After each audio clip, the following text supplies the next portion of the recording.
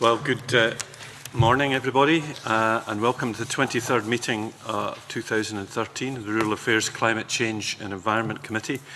Members and the public, remind yourselves, please switch off your phones. They can affect the broadcasting system. And we have apologies from Richard Lyle and also Alec Ferguson, and we welcome Jamie McGregor, who attends in Alec Ferguson's place. Welcome. The agenda item 1 for our only item today, I'm delighted to welcome Yanis Potočnik for the evidence session on the committee's European priorities, as he is the Commissioner for the Environment. We're honoured to have his presence. I welcome Yanis, and he can introduce his team with him just now, and I invite the Commissioner, when he does that, to also say a few words at the beginning about he thinks the priorities at the present time. Welcome. Thank you. It's automatic. Thanks. Yeah. I should first of all, ladies and gentlemen, honourable members of the Parliament, say that I'm very honoured that I can be today with you. I have with me a member of the Cabinet, William Neal, and Joe Hannon, who is my spokes. Actually, I could start with good news from Brussels yesterday, because we adopted finally the new financial perspective, the MFF, so we can count on financing next year's. And by the way, we also reached an agreement in the trilogue of the 7th Environmental Action Programme, which is basically the 10th year programme which we have proposed to the Parliament and Council some time ago. To be honest, I have here two speeches which are fully prepared for this session. One is a classical one. It talks about what we are doing, what are my priorities, also about common agriculture policy and those things which you know best.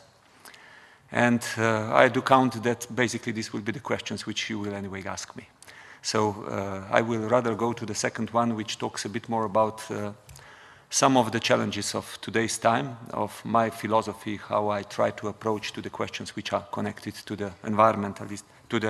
It's actually, the title is New Environmentalism.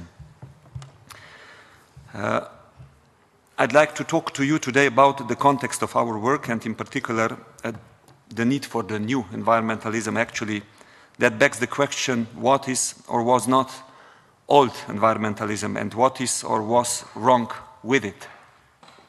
Well, if old environmentalism was about putting limits on excess of our old path to prosperity, the job of new environmentalists is to show that there is a possible new path to prosperity and well-being through a sustainable model of economy and society. I would not want to criticize old environmentalism or old environmentalists. Actually, I think they were right, and we owe them a debt of gratitude. Much of the legislation that is today stopping the worst excess of our industrialization and growth model was due to their courage and intelligence. We can thank them for cleaner air and water, for safer products and better waste treatment, and that approach should continue. But the world has changed. We know for a long time that our economic activities have an impact on the environment. Our reaction has generally been to legislate, to protect, access, and punish polluters. But today, we see that pressures on the environment are having a real and increasing impact on the economy. The soft laws of economics are coming up against the hard laws of the physics as we hit physical resource constraints. We now start to see that tomorrow's growth will depend on making environment part of our economic policy. For me, this is the essence of new environmentalism. It is taking environmental problems before they happen, building into our economic policy, our industrial policy, our energy policy, our transport policy, our agricultural policy, fisheries policies, and so on. I believe that is the only way that we will be able to cope with the new economic paradigm, where we share the physical limits of the Earth with 140,000 neighbors every day. By the way, this is the population of my country, Slovenia, every 2 weeks, and of your country in a month. Europe's economies are built on decades, indeed centuries, of resource-intensive growth.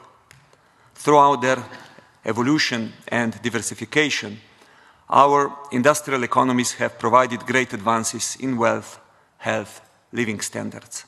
But at the same time, they have scarcely moved beyond the fundamental structure established in the early days of industrialization, where economic growth relies heavily on the increasingly extensive use of cheap and abundant resources, not just minerals and metals, but also natural capital. Our growth and competitiveness has been built on ever-increasing labor productivity through innovation and increasingly available and cheaper resources. This worked well for a long time, as the global middle-class population numbered a few hundred million. Today, that is no longer the case. And by 2030, it is estimated that a further 3 billion will arise from subsistence to consumer economies and consumption habits. Our old resource-intensive growth model is simply not feasible on this scale and on a limited planet. Many of the resources our economies depend on are already scarce, like energy or some raw materials, and others are limited and vulnerable, like clean water, land, clean air, and nature. In concrete terms, the global competition for resources will mean that we will be obliged to increase resource productivity, particularly in Europe, where we are dependent on imports of many materials. But resource scarcity will also mean that we will have to move away from our linear model of resource consumption, where we consider it normal to take, make, use, and then throw away. Actuaries and risk analysts are already starting to look at companies' ability to resist input scarcity, price volatility, and supply disruptions. The transition to resource efficiency and to circular economic model is inevitable, particularly here in Europe. For me, new environmentalism, it's about making sure that we make the change now in a managed way, rather than when we hit environmental limits, tipping points, and catastrophes.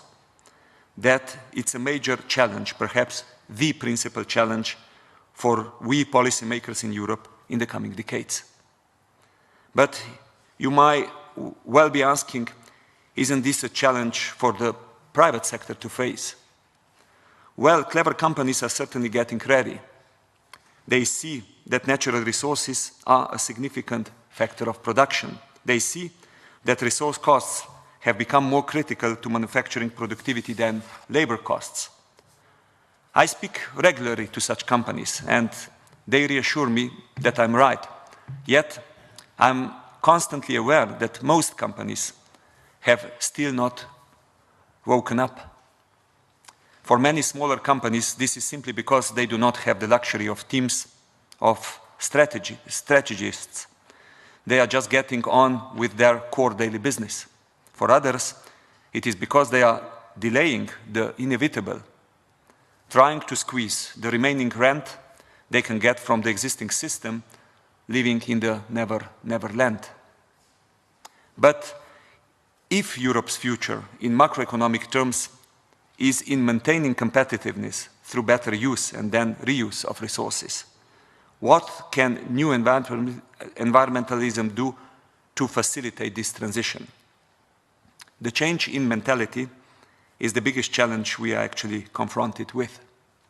Our economies are locked into the resource-intensive industrialization and post-industrialization growth path of the past centuries. Global resource constraints mean that we have to change the way our economy functions, the way we produce and consume, actually the way we live. This fundamental change will not be easy, and there will be losers. But the earlier we prepare, the fewer losers and the more winners there will be. Implementing the resource efficiency agenda and moving to a circular economy is not only about policies and legislation. It requires the active engagement from all economic actors. Legislation will still be important in setting the right framework conditions and investment predictability, and that will be the role of the parliaments like this one. Civil society and business will also have to play a key role. We will need to abandon old habit systems, infrastructures and policies and redefine new ones that will allow us to live within the limits of our planet and obtain more value from less. As policymakers, we must help our business sector keep ahead of the curve in adapting to this global megatrend of increasing resource competition and constraints. If we do not, we will lose relative competitiveness to regions of the world that are not locked into our resource-intensive infrastructures and systems, and whose comparative advantage in terms of cheap labor and access to resources we cannot resist for long. It is for the public authorities, including at the EU level, to show leadership and give the right signals. We need to work towards consistent restructuring measures. We need to build predictability and confidence to business in the long and medium term in order that they are ready to invest in the short term. This is why our approach to environmental policy must be based on carrots as well as on sticks. We need to go beyond the traditional 3 Cs: comment, control, and compliance, the basis of the old environmentalism encapsulated in the polluter pays principle, and develop the 3 Is: innovation, incentives, integration. Just to be clear, I didn't say we get rid of the 3 Cs. It is just that they are no longer sufficient. We need to complement them. Whilst it is enterprises that will innovate on the scale needed for our transition, it is public authorities and governments that need to provide direction, incentives, leadership in order for enterprises to make the right investments in change.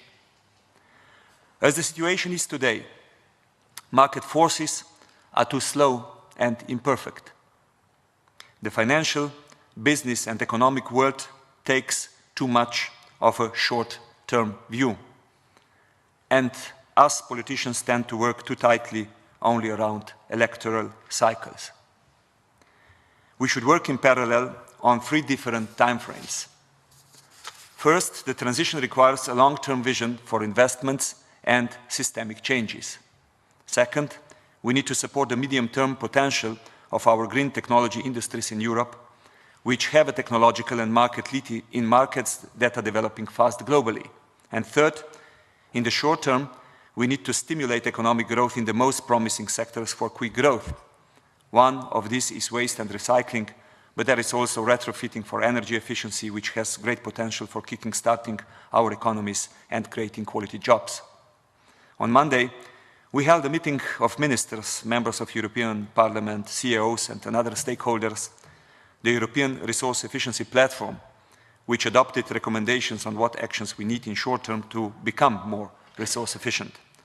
The platform called for clear resource efficiency targets and a range of practical steps that businesses and public authorities can take to deliver the benefits of a more circular economy where waste is practically eliminated. They were also keen to state that the distinction between the short term and the long term is a dangerous one. We cannot continue to argue that our short-term problems mean that we don't have the luxury to think about the long term. To provide the right framework, we need to give clear signals to private sector so that it can make the upfront investment needed to become more resource efficient, so that companies are ready for input price increases, not just responding to supply shocks. This is particularly important for the SMEs. The European industrial policy that we have recently put forward embraces this new philosophy with practical proposals for extending eco-design to recyclability, durability, and material and water efficiency, practical proposals for industrial symbiosis schemes to put together companies with byproducts and waste with other companies that can use them, practical proposals for directing structural and cohesion funds towards waste treatment that focuses on recycling and composting, and plans to develop common environmental footprinting methods to calculate the sustainability of products and organizations based on life cycle assessment. This should help cut costs for businesses operating across the single market and develop an effective single market for green goods and services, which ensures that the best performers are rewarded for their efforts and that consumers can have confidence in environmental claims. Ladies and gentlemen, parliaments have, of course, an essential role in shaping European policies and making sure that they can be implemented at national and regional level. Being in daily contacts with your voters, local organizations and businesses, you can ensure that environmental policy making is realistic, it's feasible, it's understood, and it's also well-grounded. As legislators, I believe that this committee responsible for environment should be putting environmental considerations at the center of all policy areas in Scotland. Environmental policy should not be a ghetto. It should not be confined to this committee, and it should not be considered as a constraint on our economies. It must go hand in hand with economic policy. Developing a new economy with sustainability in its heart, based on a more efficient use of our natural resources, will create jobs, support competitiveness and cut costs, while preserving health and our environment. Frankly, there is no reasonable alternative to this approach.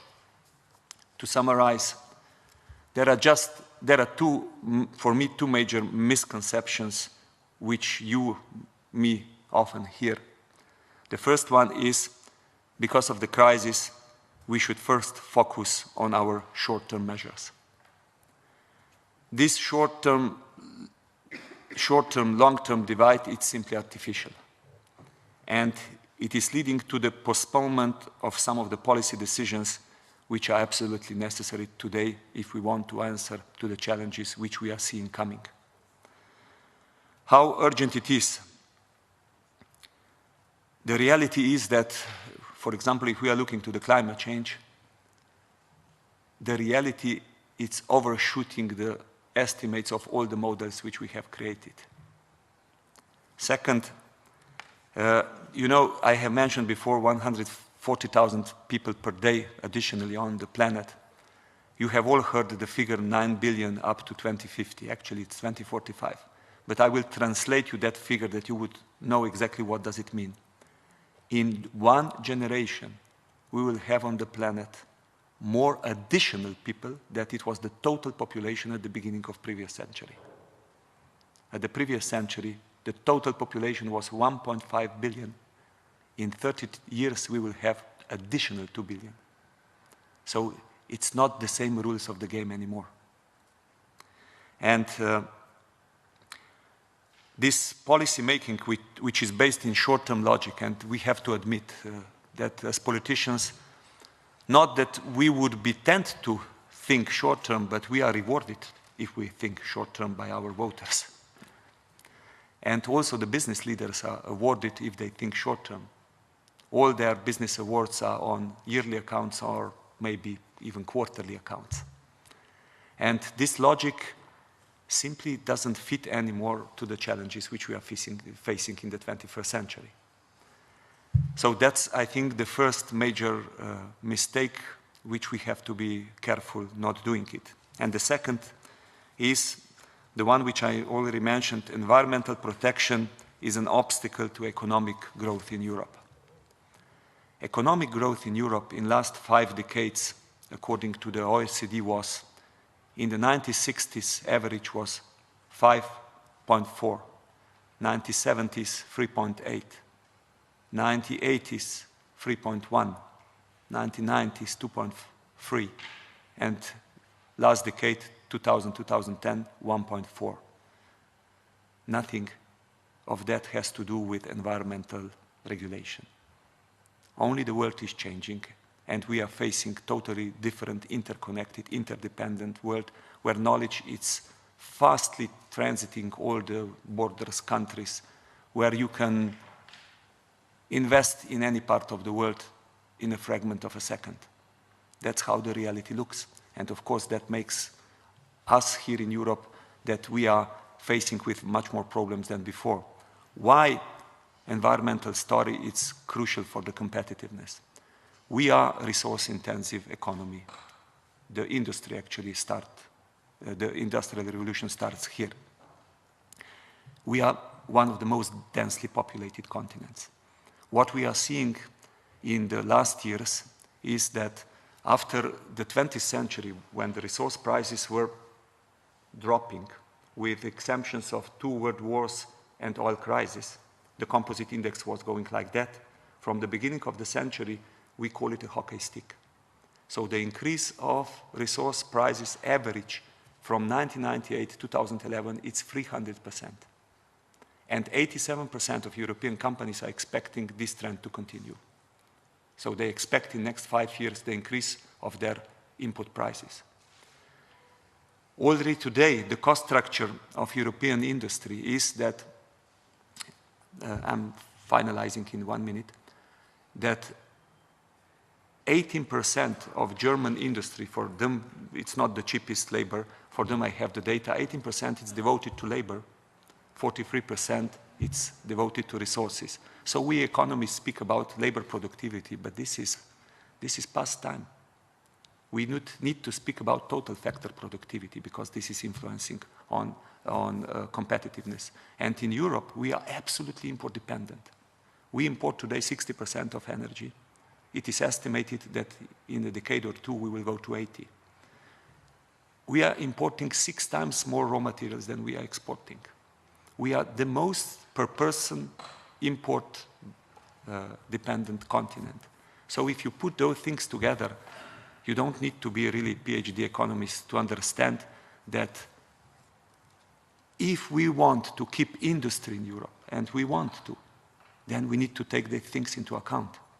So if we ignore some of the things, if we don't think that we are only able to keep industry in Europe, if we will produce the same products with using less energy, less water, less raw materials, products which are reusable, recyclable, then we are simply living in the world which is not existing. That's why ignoring those facts, it's basically limiting our potential for growth. So the story is just the opposite, as you would sometimes hear it. Thank you for your attention.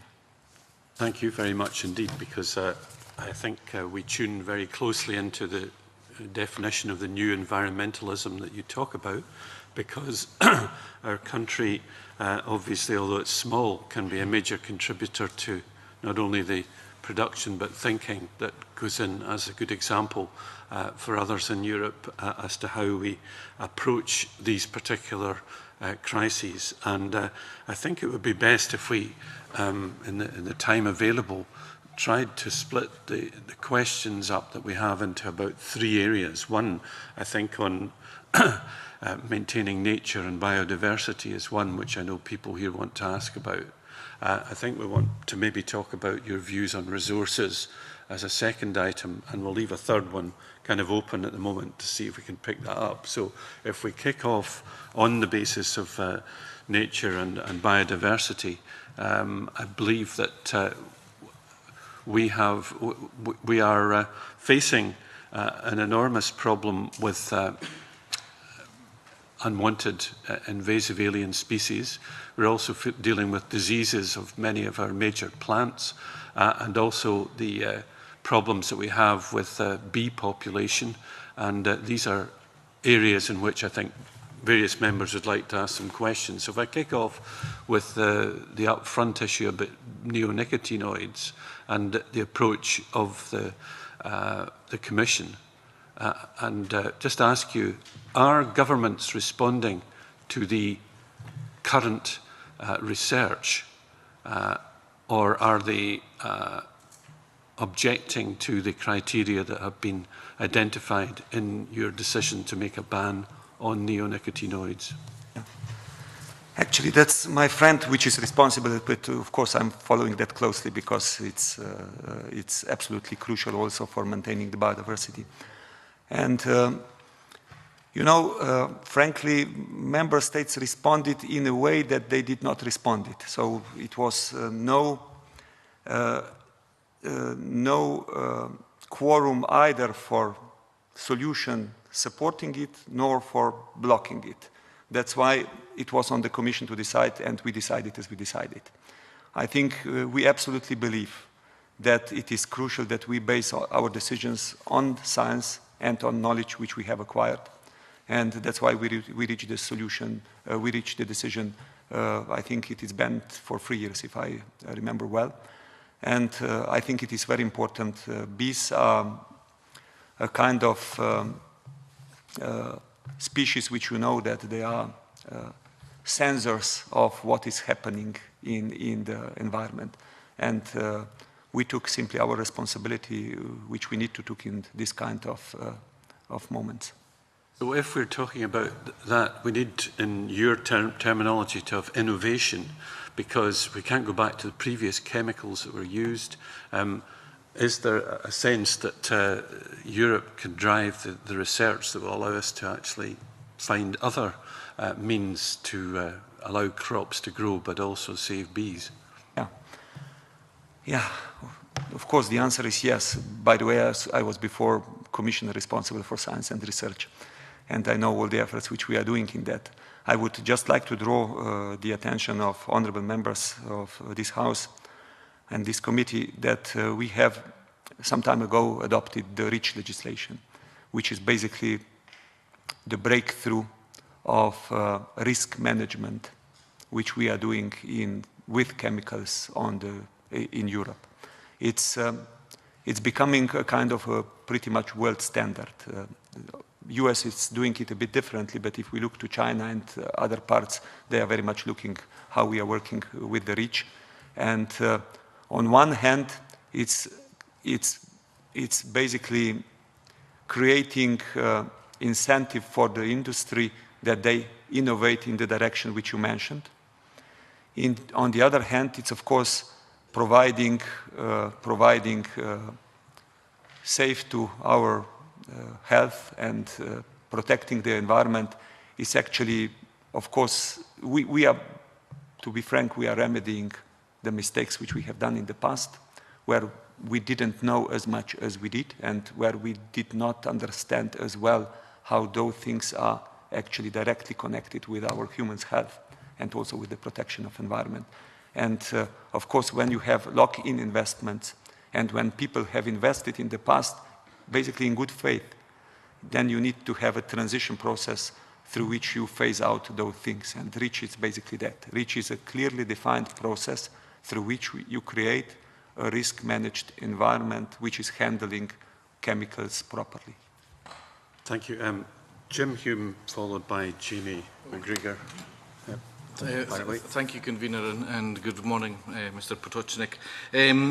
Just regarding biodiversity, I'm glad that, of course, the Commission is looking at biodiversity, and part of the concerns we have had that the Convener has briefly mentioned is spreading of not just alien species but also disease, and one of the most recent ones that have come to these shores of the Western Europe is Chalara fraxinae, the southern ash dieback. Ash is a very common tree used widely in this country, not just for binding banks of rivers together, but it's a tree that's very common and would be a great loss. Part of that spread has come because we have a lot of free trade within Europe, which is of course good, but there's also rapid movement of plant species, etc. So I mean, nursery plants have come across from other European countries, etc. So I was wondering if that was something your Commission had actually been looking at. Obviously locally sourced plants which are not just genetically better because they're more aligned to the natural species, but they're also less chance of spreading disease within Europe. Thank you. Yes, indeed, we are looking to that. After we have adopted the biodiversity strategy, which I have seen you have adopted your own, which is very well functioning, and I think that also when we look and compare to the rest of United Kingdom, the amount of Natura 2000 which you have, it's quite impressive. Even if I'm coming from the country, I don't know if you are aware how much Natura 2000 we have. 37.16. It's the total area which is protected. But anyway, invasive alien species were identified with the biodiversity, in the biodiversity strategy as one of the 6 areas on which we have to focus. We are in the final phase of preparation of legislative proposal on the EU level to deal with invasive alien species, where of course subsidiarity would be fully taken into account. The whole idea is that some of those things, as you rightly said, don't stop on borders. And if one country is dealing with it and the neighboring country not, this is not really helping. And that's why we think that joining forces there makes sense. So you can expect our proposal from that part of view, which is a difficult, it's actually quite a difficult thing to deal with, because you have, on one hand, you have the situation, the problems which are there on the ground, and there you can't avoid to have costs with handling that. But the most important would be that we organize ourselves so fast that the information would flow fast, that we would cooperate, and that we would prevent that the invasive species would not become like in the case of ash dieback, that this would happen. So yes, we are aware of that, we are working on that, and you can soon expect that proposal. Jamie McGregor. Thank you. In relation to what the Commission has done in regards to non-native species here in Scotland, the setting up of the European Alien Species Information Network has certainly helped provide information, but what physical action has been taken to help eradicate or control species like the signal crayfish, which has already arrived in this country, and furthermore, to stop something like Gyrodactylus salaris, which has not yet arrived, but would be a disaster for our freshwater angling industry if it did so. And the second point I'd like to make was in relation, Convener, to your point about spraying. It appears the UK government wished to reopen the dialogue on GM crops. Now, I'm not wishing to make any opinion on this, but is the Commission going to be talking about this in the near future in terms of the environment? Yeah. You basically mentioned two of the things which are, of course, in the context of the handling the invasive species problematic. This is what you can do with the things which they have already arrived. There the Commission can hardly help, because these are the things which have to be bottom-up, treated, organized and addressed. Where we can best help is, of course, how we organize or reorganize in the second case, which you mentioned, to stop the things that we would better address them before we get the problem. And predominantly our proposal will deal with the prevention part. But whatever at the end will be the proposal, everything that will have to be dealt with the people who have the possibility to deal with those things, which is people on the ground. And I think it's really important that we create those networks and create that kind of information flow, and also necessity around which we would agree that if one is taking care for a problem, that the others are also taking care, because without doing it in different ways, simply you can't handle the problem. It is too serious. On GM crops, frankly, it's not. It was before in the portfolio of environment. Now it's in the portfolio of health. So I can hardly answer in the name of my colleague how they intend to deal. Also, the people who were before working with that in environment actually moved there, and you know that it's not the easiest question in the European Union, and the member states not easily agree about anything which would be a joint step about that. Thank you. Indeed, Claudia Beamish, followed by Graham Day. Thank you, Convener. Good morning, Commissioner. I very much enjoyed the analysis of new environmentalism in your speech, and I hope through the Convener later to be able to ask a more general question about some of the issues there. In the meantime, as we're focusing particularly on nature and biodiversity issues, could I ask you two questions? Firstly, if you have any comment on the missed targets on biodiversity and how the EU is able to work, how effectively is the EU able to work with individual countries to ensure that we meet our next targets? Specifically, obviously, the UK and Scotland, but generally, as it is a sort of European issue. And the other question, if I may, is about marine issues, which I believe is within your brief in relation to the marine spatial plans and the degree to which the Scottish Government's position is likely to be supported in relation to the marine spatial plans around Scotland and the integrated coastal management around Scotland, the degree to which the Scottish Government will be able to take this on themselves rather than have it dictated at an EU level. Yeah, thank you. About the first one,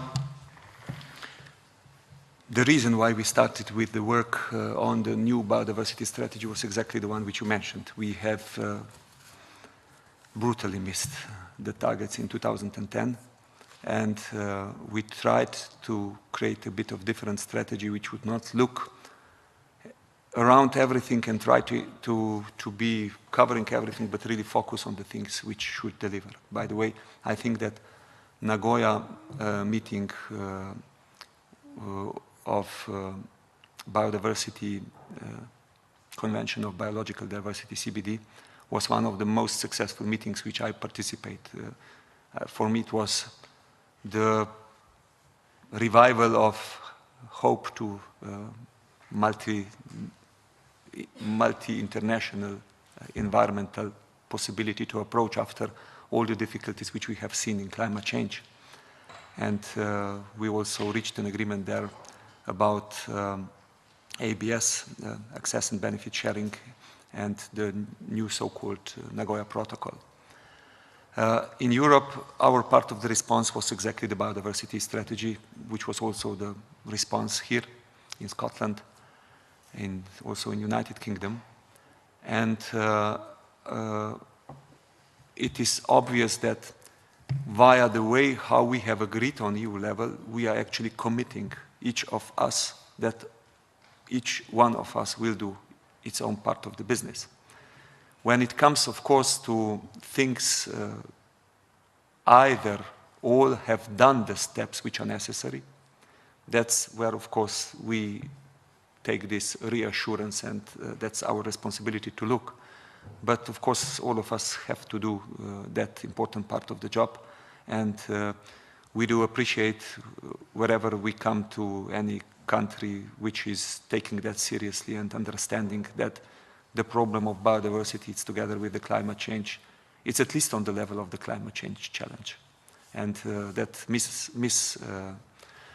understanding that and not taking it seriously enough would be the major mistake. Actually, we talk about life. On marine issues, in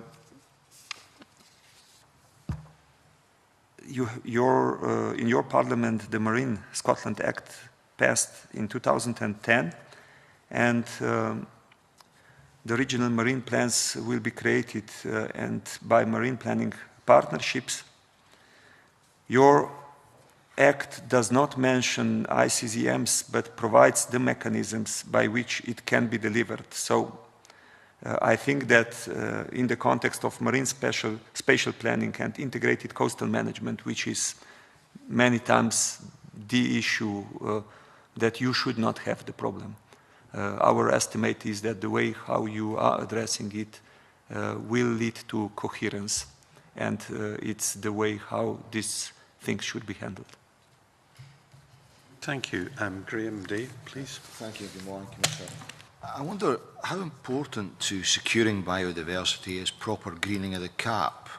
That would be greening which takes account of conditions within member states and is then perhaps regionalised beyond that. And where do you think we'll end up on greening measures within the CAP? Yeah, if I would know. I would hope that we will end up like we did in reform of the fisheries policy, which is great. I think we have done a major breakthrough. Unfortunately, I think we will not reach as far as we would need in reform of the Common Agriculture Policy.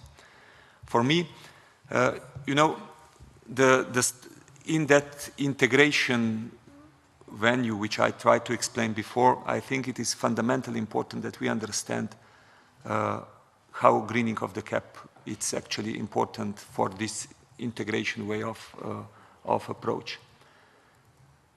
Either you pay the farmer first for direct state aid, first for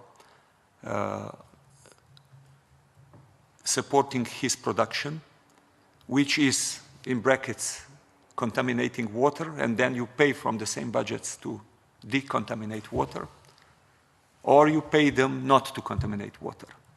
I think the second logic makes sense, and that's basically the whole logic of the public good. So normally you pay public money for public good, because it's public money. You have the choice to pay public money also to somebody else. So there is no necessity that you pay it directly to farmer, because in those days you know that the need for public money is pretty high, and that we have stressed budget. While saying that, I'm not advocating against Common Agriculture Policy. On the contrary, I think that we simply should use farmers, which are our managers of the land and forests, and pay them for that public good delivery which they are doing. But for that, of course, they have to do it. So managing water, managing biodiversity, managing soil, things which are connected to the climate change. I think these are the issues which are all important to us. So I was the major supporter of the CAP in the college to Csolos. Of course, under the condition that these changes would happen, because without those changes, simply the continuation of some of the practice from the past would simply lead to more problems, and then of course you need to adopt regulation, like we have the nitrates directive, which I know that farmers in your country are not happy with, but you need it because you want, and we want, by the way, farmers also want, and everybody wants clean water at home. Nobody wants polluted water which we cannot drink from the tap. So if we want to have that, then of course we need to remedy the things which already went wrong. And I think it's, again, very much would be in different philosophy if we would actually pay the same people for not doing exactly only the same things, but for doing it in a way that we would all know that they are, in a way, coherent with nature and with the human health. That, for me, it's in essence the very balance of the long-term partnership between environmental protection and farmers' interests, because in the long term, it is 100% in the farmers' interest that they do that like that. Because everything else, of course, it's basically ruining actually the land they are cultivating, but the land you are standing on. The most typical, this long-term, short-term, for example, to understand example is, if you ask a fisherman what is his longer-term interest, he would say sustainable fishing, because he wants to fish for a long time. If you ask environmentalist what is his long-term interest, he would say sustainable fishing, because I want to protect that the fish are there for a long time. If you ask them short-term, or if you see, in the short term, one would catch all the fish because he's seeing the neighboring fishermen catching everything in different ways, and he's not competitive if he's not doing it. And the environmentalist would ban the fishing. So that's the basic of agreement which we have to reach, that in the short term we take long-term interests into consideration, And also for the cap policy, I think that is valid. I'm afraid that we will not get agreement exactly what we would need to. I know that the most intense discussions are currently those days going on. I'm pretty positive that the steps which will be done will be going into the right direction, but all the debate which I've heard in the Council and in the Parliament, none of that was going beyond what we proposed. Everything was where we can go a bit more back. Thank you. Can I just add a little to this, because Pillar 1 and Pillar 2 both are complementary. If we don't have cattle in our least favoured areas, in our areas of most natural constraint, then the ecosystems on which these cattle live are going to suffer. If there's land abandonment, in other words, if we aren't supporting having cattle there through Pillar 1, the Pillar 2 aims that we've been talking about here, the greening, can't happen. So that's why the Scottish situation, where we've got our highest nature value farming in the areas of least productivity, in the sense of, you know, the amount, are a major balance for us. Yeah, what actually I wanted to achieve together with, of course, with Cholos, was basically, while moving some of the things which were before covered by the Pillar 2 into being not voluntary but obligatory for everybody in the Pillar 1, while keeping them as simple as possible, not to complicate the life for farmers there, creating via that the room of maneuver in the Pillar 2, that member states, regions can use that effectively more for addressing their different problems than they are in other countries. That was the whole philosophy. So to create more space for the possibility of individual actions while creating some of the things, while removing some of part which basically everybody was doing already through the obligatory. So not a lot of things would need to be added, that the member states would actually run the obligatory part, but the room for rural part, which is individual, would be opened. Thank you. Jamie McGregor, a short question, and Claudia Beamish, you wanted a more general one, no? Thank you. You mentioned fisheries, which is obviously vitally important to Scotland. And I know when you set out in 2010 plans for a common fisheries policy, you talked about a new fisheries policy which lets fishermen earn their living, not just for today, but for tomorrow. Your words, Commissioner. And also, you said a new fisheries policy which doesn't jeopardise biodiversity or the conservation status of exploited species. Now, we have a big problem in Scotland for the pelagic industry with the overfishing by Iceland and the Faroes of the mackerel and herring stocks. I am aware that the EU has announced it intends to impose sanctions on the Faroe Islands for overfishing of herring, and that also will include mackerel. But how can you bring the Faroese and the Icelanders back to the table quickly to stop the over-exploitation of this stock on which 17 EU countries depend? Yeah, we are doing, of course, for the Faroes, it's a bit different. Unfortunately, the Iceland a week ago stated that they don't want to continue with the talks for the accession, because if they would continue with that, of course, the whole negotiations for the accession are the strongest tool which you can use. I was chief negotiator for Slovenia, and I remember very well what accession to the European Union means. It's like joining to, for example, a golf club, where the shoes are prescribed, everything is prescribed, and you have to obey the rules. And also we have pretty strict policy when it comes to the fisheries. Unfortunately, of course, where somebody is not the member, we need to use international agreements and use them to the utmost extent, and that's where I can say that that's what we intend to do. More than that, it's impossible from us, because it's simply out of the scope of the... We have just approached some resources. There's some other ones as well. But Claudia Beamish is a very short question, probably to finish up just now because of your limited time available. Claudia. Thank you. I was very glad that you chose the second speech, Commissioner, rather than the first, in view of setting the tone for our future deliberations, and thank you for that. Could I ask you what work, and I know you have limited time now, but what work is being done on alternative measures of the economy in Europe, which I understand you have taken forward in a strong way, and how that relates to alternatives to GDP in individual countries? Yes. This is a big and so it's a big one. Perhaps we can. Because it's everything about everything. The most important thing, I will really focus on the things which I think are the most important game changers when it comes to market incentives. The most important thing which we want to do is to use the semester, through which we now coordinate member states' activities, and inside the semester process propose through the country-specific measures to the countries the changes in few specific areas. One is the shift of tax from labor tax to resources taxes. Another is removing environmentally harmful subsidies.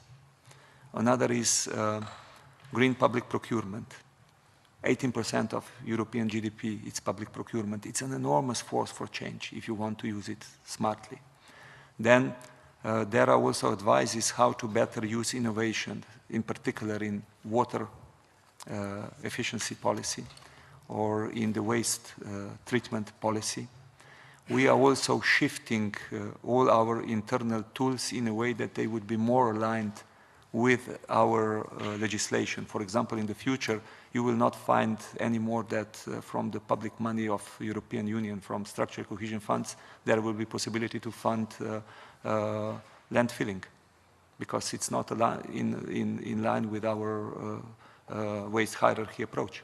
We are happy to finance recycling facility, even discuss incineration case-by-case basis, but it's absolutely clear that we have to go via removing. All those, we have eco-innovation plan on which we are working, and where innovation is really the major power if you use it properly, if you give the right incentives. And that's why I think all those things which we are discussing are the core issues.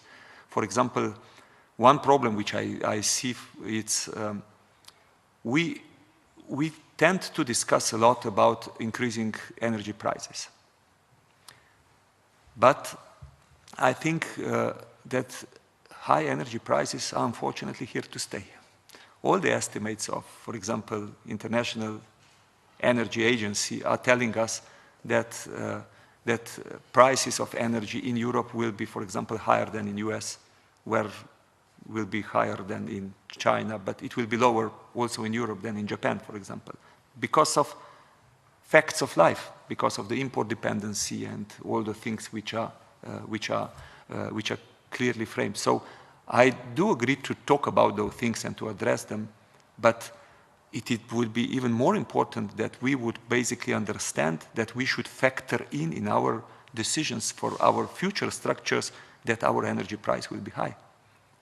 Because that's the proper answer to those challenges.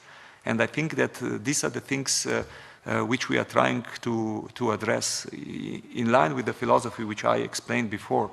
I absolutely believe that if we do not really do this structural necessary shift, if we will somehow defend the undefendable, or if you want, protect some of our industry with kindness, that will not do the necessary change for that industry, because that's actually their job which they have to do. But of course, like anybody, where in a way the interests are locked in, you have the problem to change those things. I would like to thank you, Commissioner, for your visit to us. It's been a short time we've had to ask you questions, but we would appreciate keeping in touch with you, perhaps to meet you as a committee in Brussels at some time in the near future to follow up this very interesting conversation, because you've given us good food for thought, and I'd like to thank you and your officials for taking the time to come and see us. And just before you go, perhaps we might get a photograph with the committee, but I should just say, from the point of view of this meeting, that our next meeting is on June the 26th, the last one before the summer recess. We'll have evidence on land reform from the review group's chair and a draft report on the regulatory reform bill, and discuss the committee's future work programme. So I close the meeting here and thank everybody for their attendance. Mr. Chairman, I was honored with the invitation. Whenever you would have the feeling that it's useful for you to meet in Brussels, I'm there. Thank you. Thank you.